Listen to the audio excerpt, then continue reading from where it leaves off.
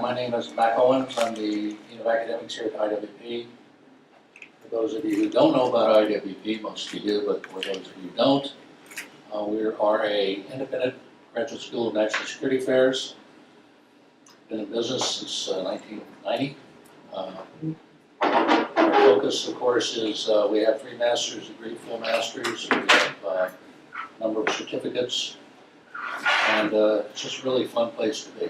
I taught for 28 years up in Newport, Rhode Island, at the Naval War College. My colleague, Nikolas Gvosdev. And one of the cool things about being the dean is I get to invite my friends to talk. And Nick is a friend, and as I say, former colleague at the Naval War College. And Nick has been down there a couple of times, and most recently in April to talk about Russia. And now this is follow on. He can talk about what he said in April and how the things have changed. Gvosdev is a professor of national security affairs at the Naval War College in Newport.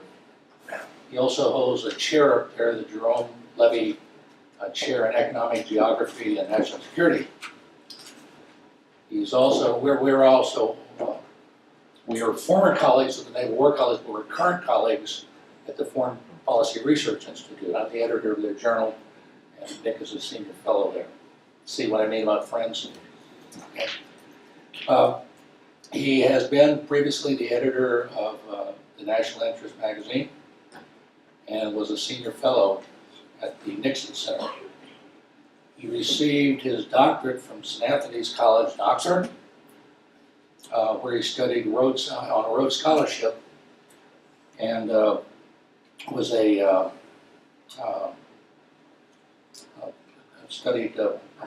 Scholarship. He also his focus, of course, is Eurasia and Russia, and has been featured in a number of different publications. He appears on television all the time, and he's rare in the sense that he actually knows what he's talking about. As you know, many people on TV don't know what they're talking about, but he does so. He is the co-author of a book called U.S. Foreign Policy and Defense Strategy, The Rise of Incidental Superpower. I am also a co-author of that book, but they're being very kind to me because actually he and our other colleague up at the Newport, Derek Reverend, did most of the work. So thank you for permitting me to be on the book. Appreciate it. He's also the co-author of a book called Russian Foreign Policy, Vectors, Sectors, and Interests. So please join me in welcoming Nick Gvosdev.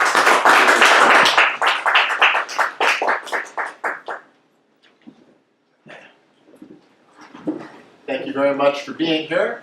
First and foremost, I do need to give my disclaimer. Because I do work at the U.S. Naval War College as my day job, so my opinions are not reflecting any official position of the U.S. Navy or the U.S. government. And certainly, I think as my talk continues, you'll see why they don't reflect any official opinions. And so Although your opinions are right. even if they're right. And so I'm here in a personal capacity in that regard. As Mac mentioned, I was here in April to give an assessment of where I thought U.S.-Russia relations were heading. If you were at that April talk, I'm sorry, I'm going to give a bit of a recap to set the stage for where I am today. In April, I talked about the 2 tendencies in American national thinking about Russia. There are 2 broad camps. There are the Russia-engagers and the Russia-skeptics. And the Russia-engagers break down. Some are people who believe that Russia and the United States have natural interests together, that they should be partners together, and that they should be drawing together in a cooperative relationship. Another stream of the Russia-engager camp says, yes, Russia does a lot of things in its domestic policy and in its international affairs that we don't like, but we need to engage with them because the United States has bigger fish to fry in other parts of the world, and we need or expect Russia to be able to contribute to help us to solve those problems in other parts of the world. So the second stream of Russia engagement is a cost-benefit approach that says the negatives that Russia is doing in the world are outweighed by the potential benefits the United States might accrue from working more closely with Russia. On the Russia-skeptic side, you also have two broad camps that emerge under that rubric. The first are those who also do a cost-benefit analysis and say that the help that Russia might provide does not outweigh the problems that Russia creates for the United States or the way Russia governs itself at home, or that Russia is not likely to give substantive help to the United States in these other areas. So they share a similar cost-benefit analysis, but come to a different conclusion that says engaging with Russia is not worth it in the sense of trying to convince the Russians or to offer the Russians concessions or accommodations because the United States will not come out better on the end of that bargain. And then another part of the Russia skeptic community are those who say Russia is, in fact, whether for ideological reasons or geopolitical reasons, always going to be aligned against the U.S. in terms of values and interests. And some of that will be people who say this is a result of Russian history, Russian culture. The geopoliticians will look at the way that geography influences, and it's a continental power, and the United States is an oceanic power, and you'll always have that clash. So the Russia skeptic camp is going to look at the question of engagement with Russia and say, we don't really see benefits, or if there are benefits, they'll be outweighed by the costs. So that was the general framework which I provided in April. And I said in April, when we were looking at the Trump administration, it wasn't clear how these two groups were going to balance themselves out in the administration. That at the time, of course, candidate Trump had run in 2016, sounding engagement themes. He talked about, can we get a deal with Russia? Can I engage with Vladimir Putin and perhaps work out some sort of arrangement that would benefit the United States? He had not, in terms of where we were in April, really filled out the full panoply of the national security establishment in terms of key appointments, so it was unclear how he was going to structure the executive branch. But at the same time, it was also clear that in the Congress, a bipartisan consensus for a variety of reasons, ranging from traditional perspectives on skepticism on Russia to newfound skepticism of Russia that emerged as a result of the 2016 election, that the Congress was definitely moving in the Russia skeptic camp and was going to be looking at ways that Congress could constrain the freedom of action of the administration, or at least put limits on what the administration could do if it was going to move in an engagement direction vis-a-vis Russia. So that's where I left our discussion in April. That's where the situation stood.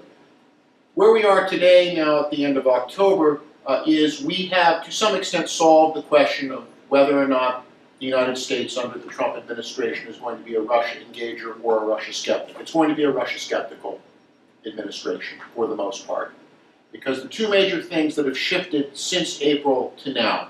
The first is that the president, either in the appointments that he has personally overseen or in how he has delegated to his secretaries and to his White House staff to fill the critical positions that matter for how the U.S.-Russia relationship evolves. The president has not had any Russia litmus test, so he has not looked out and reached out and said, well, who are the Russia engagers in the American foreign policy community? Let me bring them into my administration. Instead, he has seemingly, at least our view from my view sitting up in Newport, out of the Beltway, is that the president has tended to staff his administration based upon personality fit, whether or not the person in question has publicly questioned his fitness to be president or has engaged in any public insulting behavior, and whether or not the person in question has a career track that the president respects. In other words, success in business, military leadership, and the like. So the president has not, in any of his critical appointments, seemingly reached out and said, I want people that lean to one of these streams of the Russian engagement camp. And whether by choice or simply by allowing it to happen, we have seen the movement of State Department, Pentagon, NSC, and elsewhere, people who would incline more towards the skeptical side of the spectrum when it comes to US-Russia relations. Even his choice of ambassador to Moscow and choosing Governor Huntsman, he chose someone with no particular Russia background, no particular Russia expertise, doesn't speak the language, very qualified in terms of China, but does not appear to have been sent to Moscow to try to wean Russia away from its strategic partnership with China, but also someone, and this is no slam on, I think, on Governor Huntsman, and I think he would himself admit, someone who doesn't have a close personal relationship with the president, someone who can't say, I can reflect in Moscow, I can go into the Kremlin and reflect the president's thinking and that I have the president's confidence. So you have, a choice of ambassador to Moscow, someone that is not in a position, if the president was thinking, I want a trusted deal maker to go begin quietly sounding out the parameters of what a US-Russia deal would look like. Again, going back to his own campaign rhetoric, going back to more than a year ago to the speech he gave at the Mayflower, a couple blocks away from here, when he kind of laid out the broad parameters. Is Mayflower that way? Directions are off that way. He does not have an ambassador in Moscow who is empowered to do that, who would be able to walk into the Kremlin and say, quietly, let's explore what the parameters of a deal would look like. Whether or not the US would accept the deal, we'll leave that aside. But simply even to begin that type of conversation, we don't have that. Second thing that has changed is, as expected, the Congress did act. How the White House chose to work with or simply abdicate the process of negotiating on how congressional action was to be structured, I think, is quite revealing.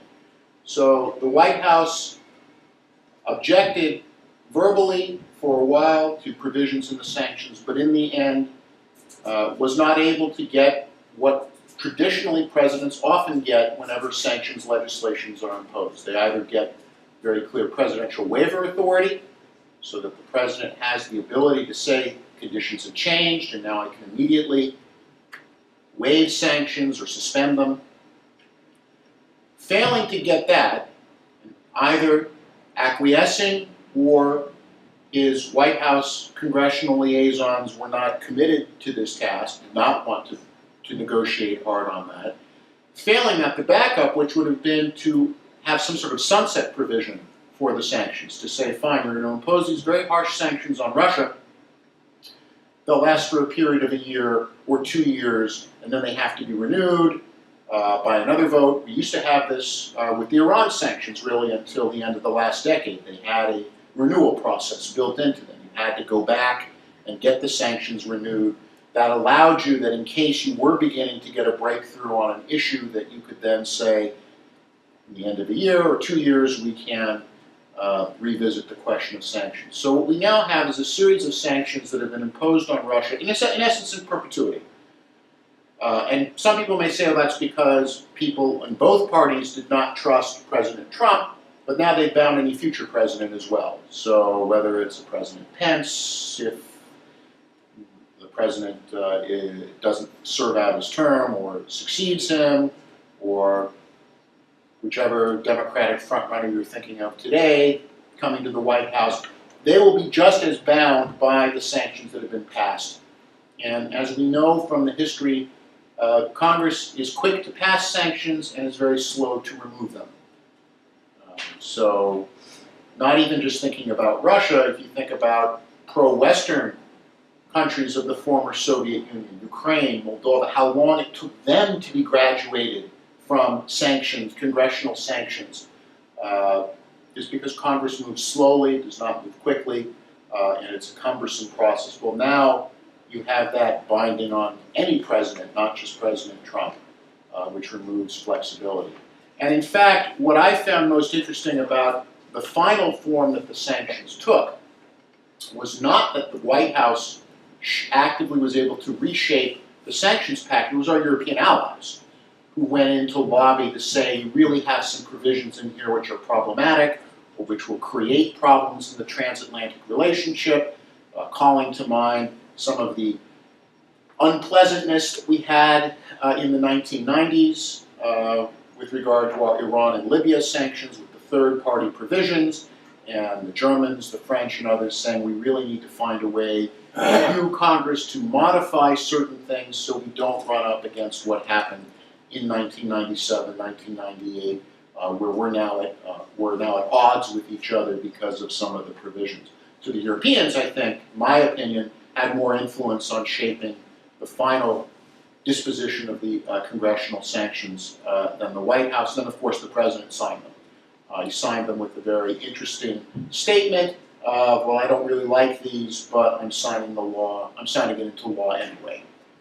The signing statement contained, as we've seen with signing statements of both Presidents Bush and Obama, some reference to, I believe some of this is advisory because it infringes on my Article 2 authorities in the Constitution. How far the President is willing to move in that direction remains to be seen. We are now running up against the first set of deadlines based on that legislation for the executive branch to begin having to review third-party impositions. So people have not yet seen Josh Rogan's column today in the Washington Post that this is now, we are now up against a statutorily driven deadline for the executive branch to begin having to implement aspects of the Russia sanctions, and also now to have to begin looking at sanctions potentially against Turkey and Saudi Arabia if they go ahead with certain defense purchases that they have contracted with the Russian Arms Export Agency.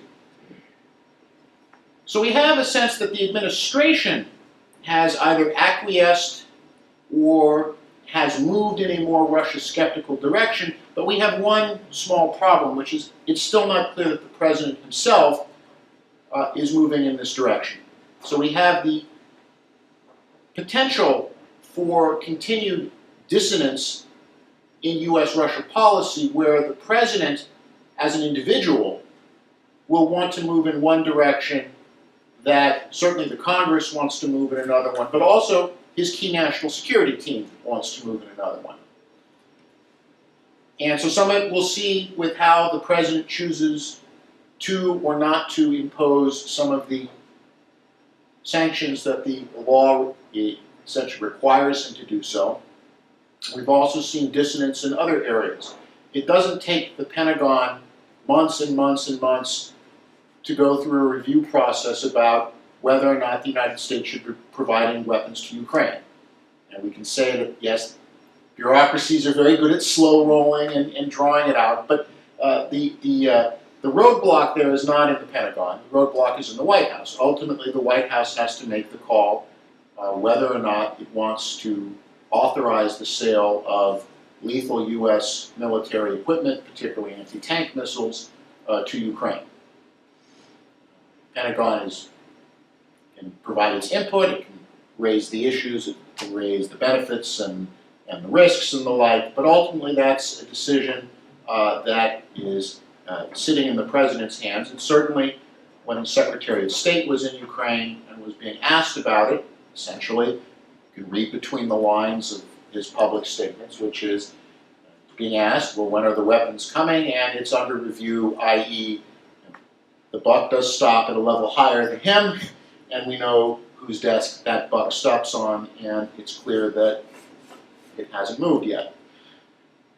The President's first meeting at the G20 with Putin, very interesting in that it was the U.S. side which insisted that the meeting only be between the two presidents, the Secretary of State, the Foreign Minister, and the two interpreters. The Russians were prepared for a traditional, larger traditional meeting, so if I could just use our two of you sitting in the middle as the two presidents, with the two secretaries of state, and then, of course, national security staff, both sides, and other people. They were expecting it was going to be a room of 7 people on both sides. And then when of course, what it meant was A number of Russians who wanted to be in that room couldn't be in that room because once the protocol is set that the President of the United States only wants two presidents, two secretaries of state, and of course they need the interpreters for language reasons. You could not have additional people say, well, I want to be in that room as well on the Russian side. So you had, if you saw some of the photography coming out of the G20 summit, the people kind of milling around the doorway where the meeting is taking place of people who thought that they would be in that room and who weren't there. Because in the sense, at least from the Russian side, was that the president did not want to be managed or handled, that he didn't want his larger Russian national security team in there with him because he didn't want the perception that they were going to be passing him notes, or he says something and you get the cough, or the twitch, which signals someone on the U.S. side is saying that the president's going off the reservation. He didn't want that. At least that's how the Russians read the request, was that the president is not in sync with his own team, which of course is puzzling to them, because then if you're not in sync with them, why did you pick them? Or why have you allowed these people to be chosen and to have these positions? So what does this mean going forward, where we are? So in April I said, we might see, I kind of used the checkmate that we would see in U.S. policy, that the engagers would not be able to move forward on an engagement plan, but that the skeptics would not be able, they could check the engagers, but they couldn't also move forward with a more skeptical approach. In October, there is still some of that checkmate there, but now the inertia in the relationship favors the skeptical side because of the way sanctions have been drawn up. This now tilts the balance. If nothing happens, if there's no active move taken by anyone, it favors the Russia skeptic side because it continues to cut Russia off from finance, technology, and the like. To the extent that American companies are willing to comply with U.S. sanctions, that may be another issue. Maxim Oreshkin was here a few weeks ago, the Russian economy minister, and his remarks to the U.S.-Russia Business Council, kind of, again, reading through the lines of what was being said there, which was, yes, we know you American companies have to follow the law, and of course you should follow the law, but if you can find any loopholes to continue your commercial activity in Russia, we certainly would encourage you to do so. But the very fact that Russian engagement now really seems to have shifted back to the U.S. private sector, you don't have a sense anymore. You certainly don't have a repeat of what you saw last November in Moscow with champagne corks being popped on the floor of the Duma after the election results were announced. And there's a sense that, once again, as in previous administrations, you're not really going to see the U.S. government as necessarily the interlocutor. What happens, of course, with Ukraine? We still have the question of lethal American assistance. At some point that will have to be resolved, whether we are sending it or not sending it, or whether we'll satisfy that decision by sending some degree of aid, but not everything. The Syria question is now bubbling up because now that ISIS is being eliminated as a physical, geographic entity in Syria, we're right back to where we were, which is, well, what's the U.S. end state in Syria? Technically, Assad must go is still U.S. policy, even if it's no longer he must go immediately. Still, Assad must go at some point. That has not been formally changed. From the Russian perspective, and the Russians just vetoed the continuation of the Syria chemical weapons investigation in the United Nations, so that investigative committee will not continue its work, and that essentially is a Russian signal saying, the case is closed. Assad is the president of Syria. We're not going to keep looking into who used chemical weapons and when they used them. We, Moscow, considers this issue closed, and the status of Syria as under negotiation, but under negotiation that leaves Assad in control of Syria. Whether the U.S. will acquiesce to that or not, it remains to be seen. North Korea remains a flashpoint because the Russians have spearheaded continued sanctions routing to continue the lifeline to essentially help their Chinese partners get off the hook so that China can appear to be more in compliance and gain credit. But fine, so coal makes its way from China.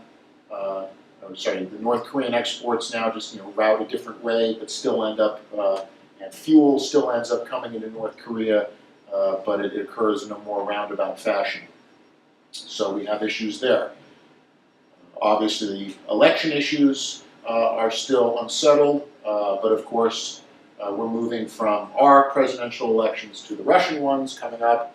So whether that will become an issue of what the U.S. does or does not do in terms of how the Russian elections are conducted, flashpoints may occur there as well.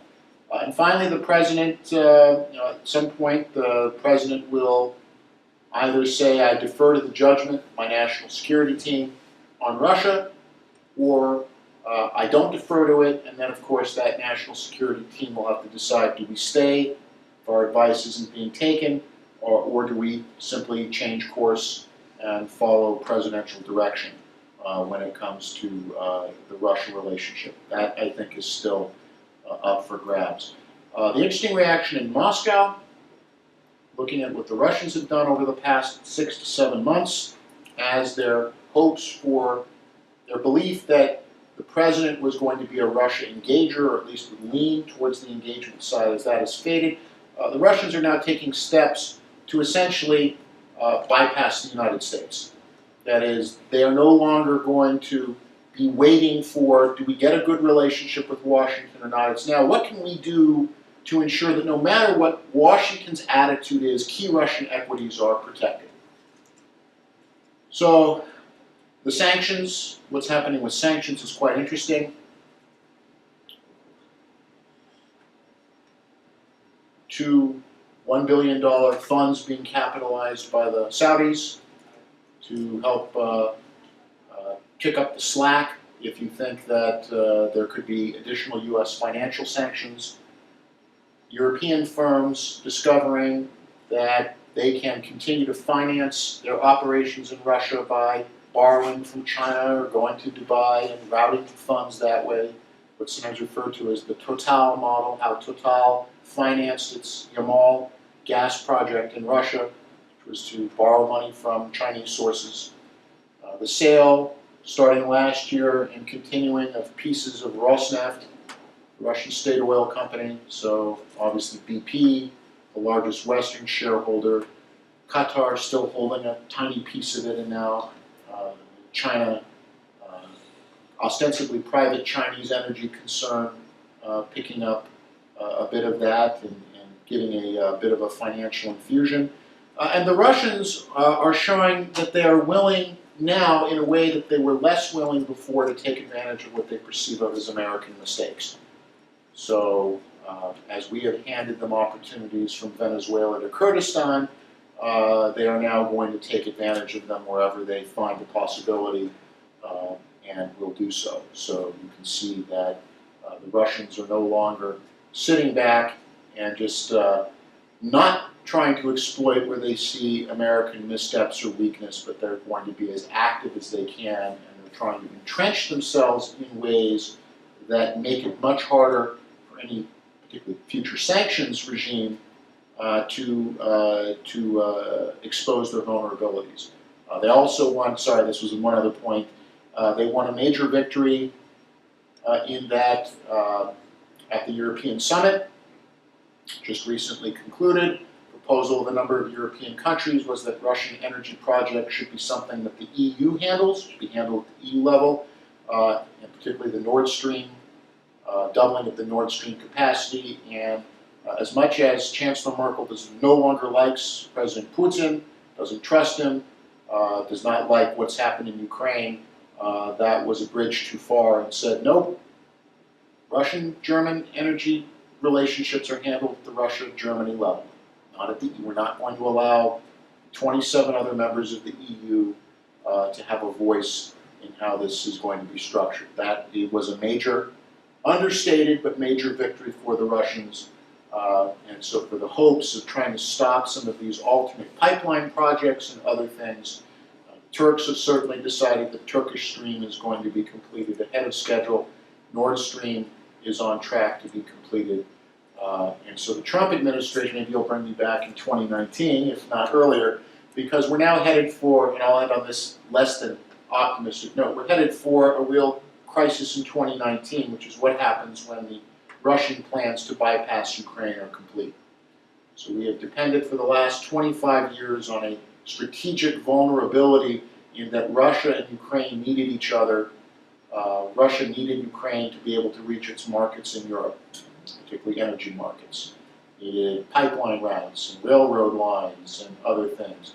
The Russians quietly, steadily, surely are routing around.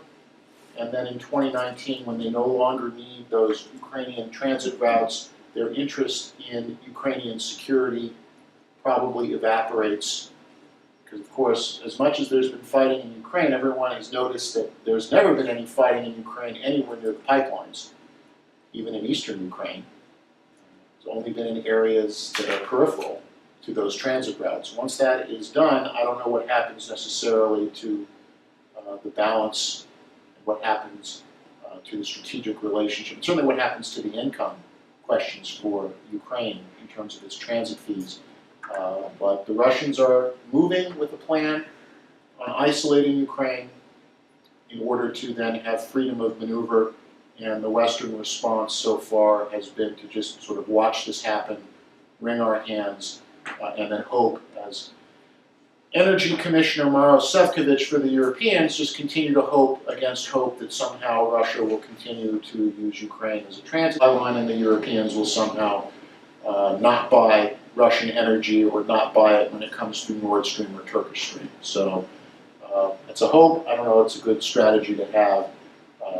But we are seeing, as I said, as we still are figuring out our policy towards Russia, the Russians are taking steps to try to secure their position in a way that when we decide in Washington what our approach to Russia is going to be, the facts on the ground will have shifted in a direction that Moscow feels will be more beneficial to their strategic interests.